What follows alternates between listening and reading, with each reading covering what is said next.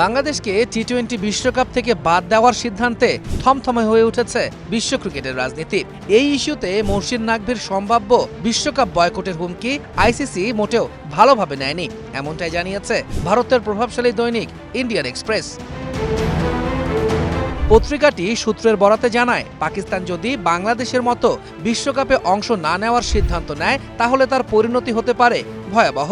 আইসিসির পক্ষ থেকে সব ধরনের দ্বিপাক্ষিক সিরিজ বন্ধ, পাকিস্তান সুপার লিগে বিদেশি খেলোয়াড়দের জন্য অনাপত্তি পত্র বাতিল, এমনকি এশিয়া কাপ থেকেও বাদ দেওয়ার মতো কঠোর পদক্ষেপও আসতে পারে।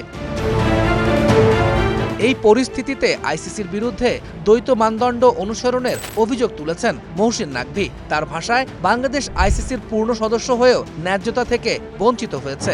একই বাস্তবতায় এক দেশের জন্য এক নিয়ম, আরেক দেশের জন্য ভিন্ন সিদ্ধান্ত, এটি ক্রিকেটের মূল চেতনার পরিপন্থী। নাকভি জানান, পাকিস্তান বিশ্বকাপে অংশ নেবে কিনা সেই চূড়ান্ত সিদ্ধান্ত নেবে সরকারের সর্বোচ্চ পর্যায়ে। প্রধানমন্ত্রী শাহবাজ শরীফ বিদেশ সফর শেষে ফিরলেই বিষয়টি স্পষ্ট হবে।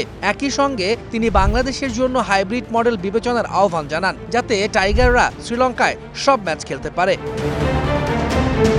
তবে আলোচনা, প্রতিবাদ আর কূটনৈতিক চাপের মাঝেই আইসিসি ইতোমধ্যেই বাংলাদেশকে বাদ দিয়ে স্কটল্যান্ডকে অন্তর্ভুক্ত করে বিজ্ঞপ্তিও প্রকাশ করেছে, যা বিশ্ব ক্রিকেটে ন্যায়বোধ, বিশ্বাস ও নেতৃত্বের প্রশ্নকে আরও গভীর করে তুলেছে। তৌহিদুল ইসলাম, স্টার নিউজ।